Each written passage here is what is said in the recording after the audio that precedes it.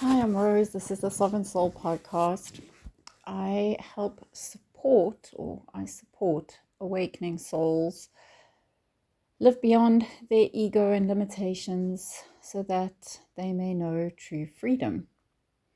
And true freedom is the calling of my own soul, if I can say that. It's like the only purpose I feel that really means anything to me while I'm living in a body and on this planet.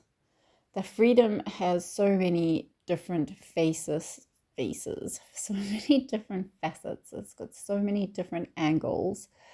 And I used to think it was happiness that I was after, and now it's just become this very clear understanding of freedom.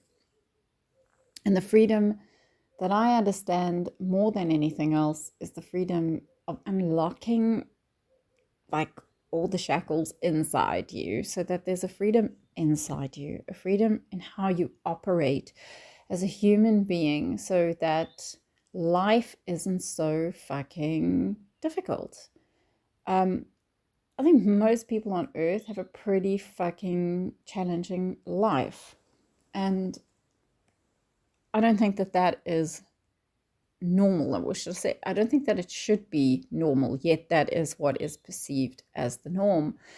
People suffer and that's how they grow. And I say that's bullshit because most people on the planet are suffering and the planet's not growing. And if individuals were growing through their suffering, well, this world would be enlightened. And that is not the case at all. One thing that my freedom seeking has taught me, this freedom over my own soul has taught me, is that truth does set you free. Because if you don't want to look at the truth, or you want to only look in the direction of what's good and what's lovely and what's rainbows and butterflies, you're not getting a full picture, which means you can't make a free choice for yourself if you're only getting half a picture. You're only believing what you want to believe as opposed to having all the facts. And this planet gives you abundant opportunity to want to stick your head in the sand and run in the opposite direction, and definitely not search out the truth, because the truth is always going to be so much fucking uglier than we even thought it could be. And that sucks. Trust me, I know. When you got to pop your fairy tale bubble on anything in life, whether it's your own idea on romantic relationships or whether it's on the actual state of the planet and your part that you can play to make it better in it, all of it, it takes time to really let that land in your being. I have definitely been sitting with that landing in my being for years, it feels like. It really does. And only now am I starting to actually reclaim a bit of my own freedom in myself again, where I am able to breathe and be in the moment and not allow the heaviness of what does go on in the world and what is going on in the world get to me, because all of a sudden I feel like, hey, I think I found a way out. I think I have seen light at the end of the tunnel. And it's stupid, I suppose, because I can't change the world. I can't change another human being. All I can do is change myself. But I do realize that the changing of ourselves, of having more conscious, awakened human beings in the world that do live beyond their ego and limitations and live from their own inner freedom, are light in this dark world. And there is not enough people who are stepping up in absolute responsibility for themselves. People hide behind all sorts of things to blame as to why we are so, I don't know, lacking that responsibility. And that's not going to move us forward. The only thing that's going to move us forward is radical honesty, truth, man. Truth will set you free. And then taking that radical personal responsibility for yourself on all levels, within this body and spiritually. When you die, when it's finished, all over, from living in the meat suit, you get to still choose your freedom beyond. And that is the gift that everybody can give themselves if they're willing to do the work it entails to actually heal themselves. I say heal themselves, but it's really about remembering who we are rather than needing to fix what we are. It's the human body is just a body and an experience, and it's such a small blink of our time. The problem is when we're stuck in a time loop where every time we die, we forget the life or the lives or the experiences that we've had, and we continue with the spiritual amnesia, and we're reborn into a body. We don't remember anything. The consciousness you die with is the consciousness you're born with, and so the loop just keeps fucking turning and turning and turning. And this is not progress. This is entrapment. I believe that human beings are ensnared into the energetic and spiritual game of its oppressors. And they don't realize it. They don't know it. These innocents are just being led to an ongoing, I'd rather say, distancing from their true selves rather than say to the slaughter, because ultimately, I think if you take a step back, then you definitely know that everything eventually is going to work itself out, because it's going to implode, explode, and then start again. But that in itself is not a solution. A solution would be that all suffering is put to an end. And it's such a broad statement that to say that that is even a possibility in the way this world functions, and all the different systems and all the bureaucracy and red tape and, I don't know, control, for lack of a bigger word to say, but it is control.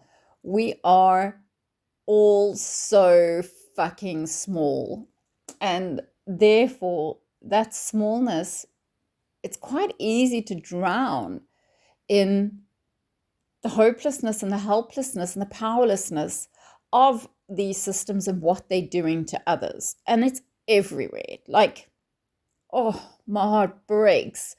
The wars that are going on. I mean, someone posted something about Gaza yesterday on LinkedIn, and I was just, again, it makes me feel so fucking hopeless and helpless. But those people are suffering so badly. Anyone who is living in a war at the moment is suffering. And the fact that wars are still happening on planet Earth is beyond my comprehension.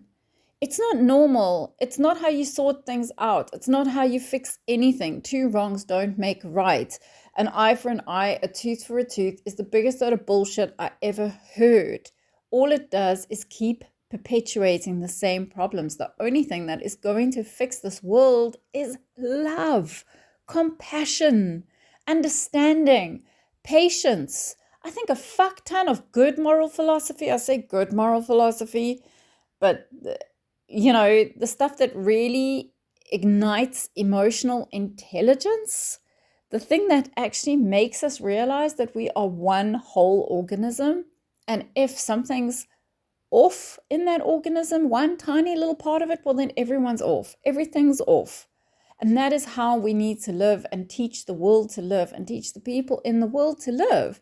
If we keep perpetuating poverty and pain, but more importantly, suffering and hatred and anger and separation and fury and hopelessness and helplessness, well, it's going to just keep doing what it's doing. And what it's doing is not pretty. The world is run by rotten ideas. And those rotten ideas are, they don't make sense to me. It's to have power. Power for what? I don't even understand it. But power, people are addicted to power. That took about a year for me to grasp the concept after I first heard that people could be addicted to power. It was so far from my reality. I was like, what do you mean? And I had this argument with this friend of mine, not an argument, just like a discussion, to say, what do you mean? And so he explains to me people are addicted to power. That feeling of having authority over someone and something else gives them a sense of, I don't know, better than, or whatever the fuck the feeling is. And so they are addicted to it. Like greed, people are addicted to it. Like lust, people are addicted to it. Whatever the addictions of the world are, in the sickest possible degrees, that is what is at the top of this planet, ruling it inside the physical realm. And then if we go into the spiritual realm, which I have done in the other couple of episodes, man, oh man, does it get nasty, because ultimately Earth is only mirroring the hierarchy, the absolute rot that is actually holding the energetics of the souls of this planet together.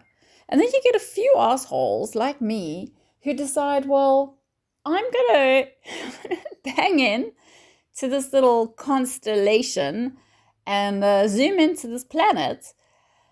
I'm going to have me an experience, and then I'm going to debunk the entire human existence. Well, I can't debunk it because I can't prove anything. All I've experienced is through my own inner searching. It's not through books. It's not through anything other than an inner knowing that wakes the fuck up. And then I might go and explore that a little bit further, and then go research it, and then realize, oh my God, there's other people who think that. There's other people who feel that. So there's in other words, there's a few people who are coming here to say, dude, Earth is not what you think it is. It's not the center of the universe. It's not all that exists. And suffering is not the basis of growth. That is just rubbish and rude that anyone would teach that. Your soul belongs to you. It is not out for grabs from any form of God or Satan for that matter, or needing to keep rebirthing in order to attain enlightenment. I think that is bullshit. All of it is bullshit. And the only thing that does is it keeps perpetuating the fuckery on Earth. And if people cannot see that because they're too afraid, or because they're too wound up in who they think they need to be because they just want to fit in, well, then the world will carry on as it is. But there need to be people who are screaming from the rooftops that this isn't right. This isn't right. Now, remember, I said the truth will set you free. That doesn't mean that the truth is pretty or comfortable, but it is liberating. And your liberation is the most important thing that you can give yourself. It's so fucking valuable, because it would mean that if everybody's soul was liberated, the earth couldn't carry on as it was. If human beings were actually empowered as opposed to enslaved and sitting in spiritual amnesia, and empowered means being able to live their fullest potential and supported to do that, this world would be an extremely different place. It would be magical.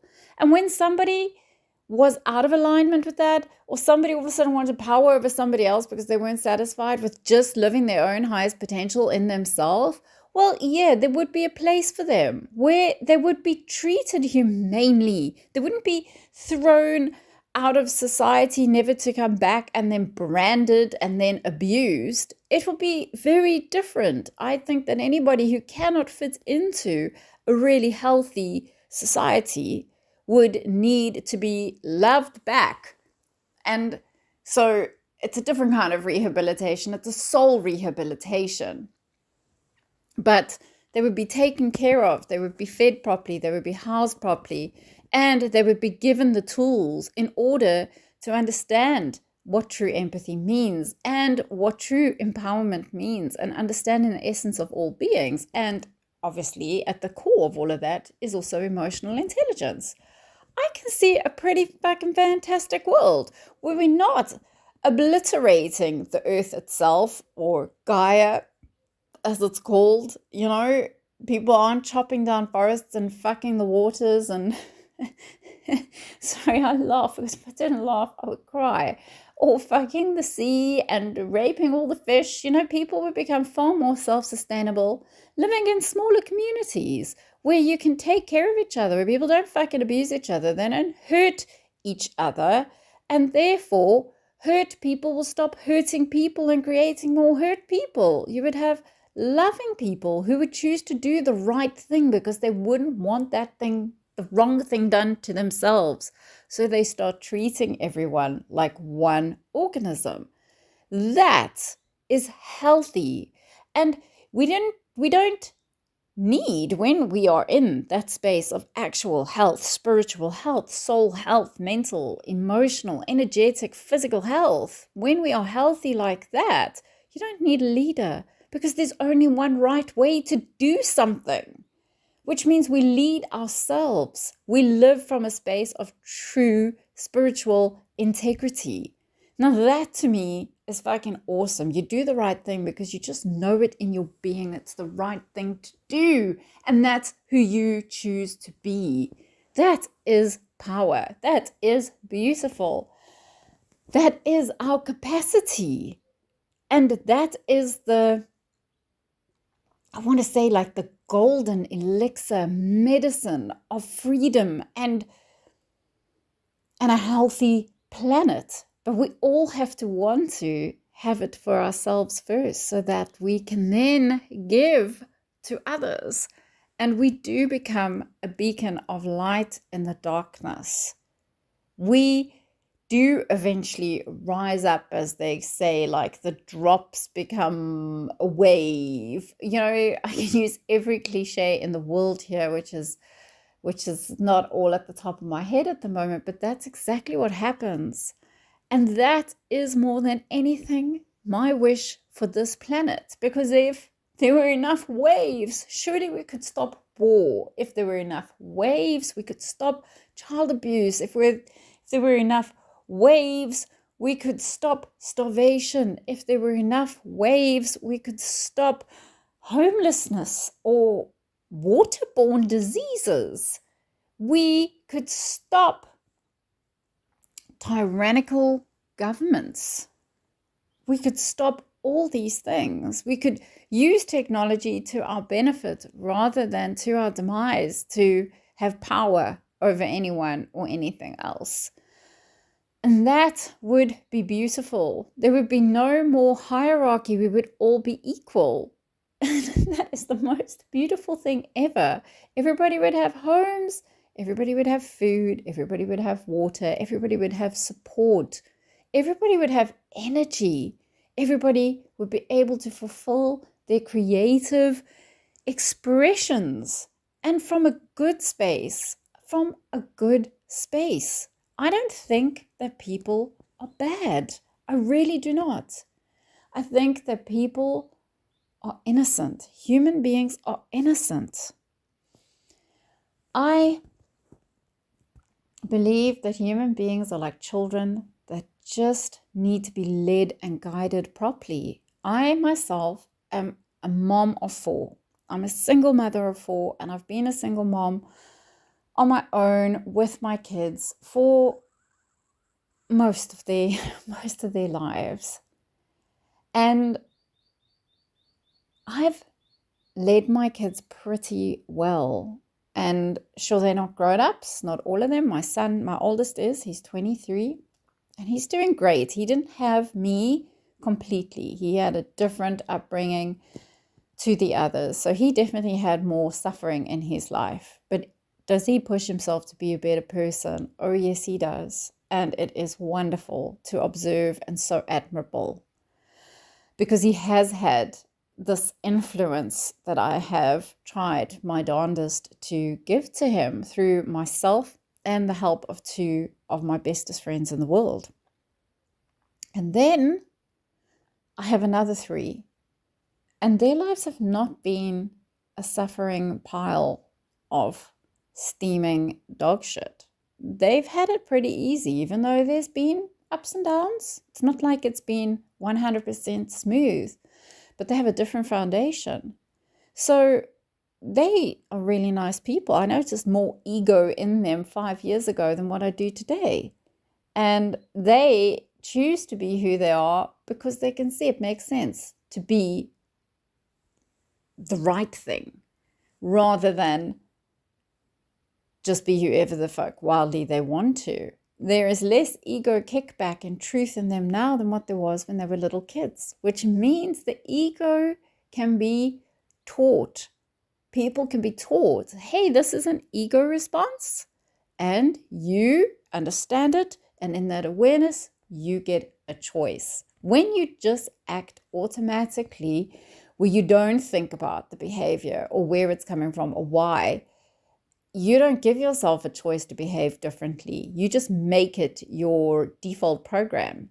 But what if the default program can be overridden just through awareness and then conscious choice, which is a fact. It can be. I'm living proof of that. And I think my kids are living proof of that too.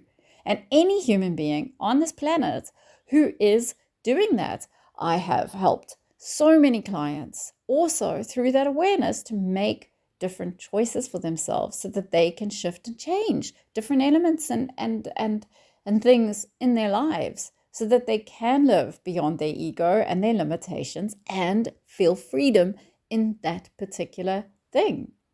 So it can be taught. I am living proof.